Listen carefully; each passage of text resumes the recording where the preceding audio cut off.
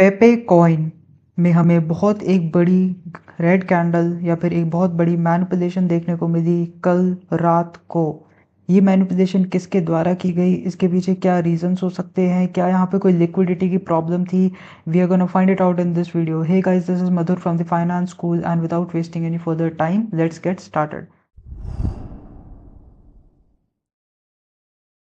तो एक बार हम आईएनआर पेयर से पहले यूएसडीटी पेयर में जाके देखेंगे कि ऐसी इतनी बड़ी कैंडल जो है वो क्या यूएसडीटी पेयर में भी बनी है कि नहीं बनी। तो बेसिकली ये कॉइन एक नया कॉइन ही था जो कि जून में आया था एंड उसके बाद से ये ऑलमोस्ट एक रेंज में ही मूव कर रहा था। आप देखेंगे सबसे बड़ा जो इसमें मूव आया है वो यहीं पर आया है अराउंड अराउंड यहाँ पे 500% का। उसके बाद यहाँ से कॉइन बहुत ही ज़्यादा साइडवेज मूव कर रहा था। एंड रिसेंटली अगर आप देखेंगे कि ये कॉइन कहाँ कहाँ लिस्ट हो रहा है तो एक बार हम वो भी चेक कर सकते हैं। पेपे कॉइन इसका नाम है। I guess this one is this one, हाँ। तो ये वाला एक कॉइन है। तो हम देखते हैं क्या है। ज़्यादा बड़ा कॉइन ये 23 मिलियन, यहाँ पर ये जो एफ डी वी है इसका 217 मिलियन है और वॉल्यूम भी इसका कम ही है। सप्लाई के मामले में भी ये कम ही है।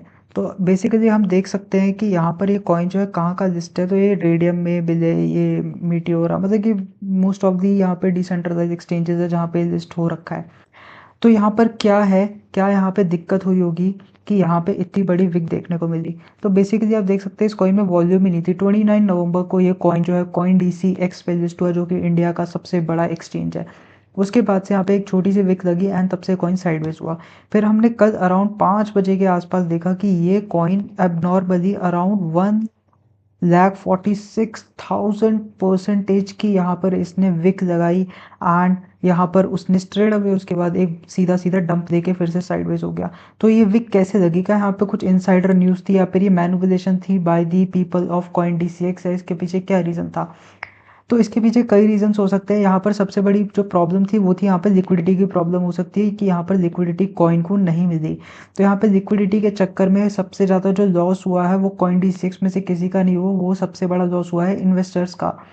इन्वेस्टर्स का क्या हुआ, जिन्होंने कहीं पे भी बाय किया था यहाँ पर वो यहाँ पर सेल तक नहीं कर पाए। ये डंप इतना क्विक था कि ये पंप आया एंड उसके बाद जो लोग थे उनके पोर्टफोलियो में 1 लाख% तक का भी गेन दिखाया। मैं आपको एक स्क्रीनशॉट भी अटैच करके दिखा दूंगा।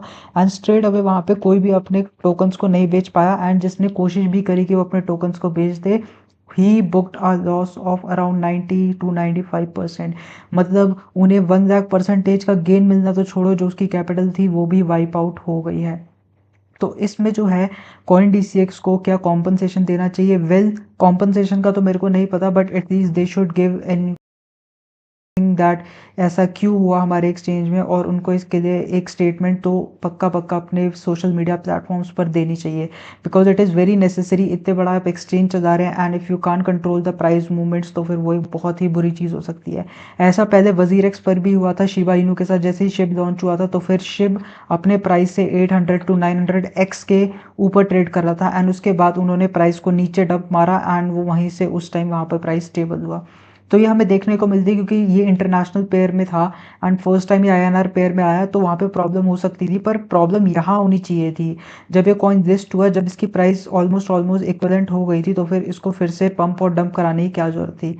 तो इसके पीछे कॉइन डी6 को प्रॉपर एक स्टेटमेंट देनी चाहिए कि वाई दिस हैज हैपेंड, और फ्यूचर में आने वाले ऐसे कोई भी मूव नहीं आने चाहिए जिससे इन्वेस्टर्स का लॉस हो। एंड डेफिनेटली जिन बंदों का या जिन भी लोगों का लॉस हुआ है उनको यहाँ पर रिफंड देना चाहिए एटलीस्ट उनकी कैपिटल का, क्योंकि यहाँ पर ये बिल्कुल भी एक फेयर प्रैक्टिस के अंदर नहीं आता है।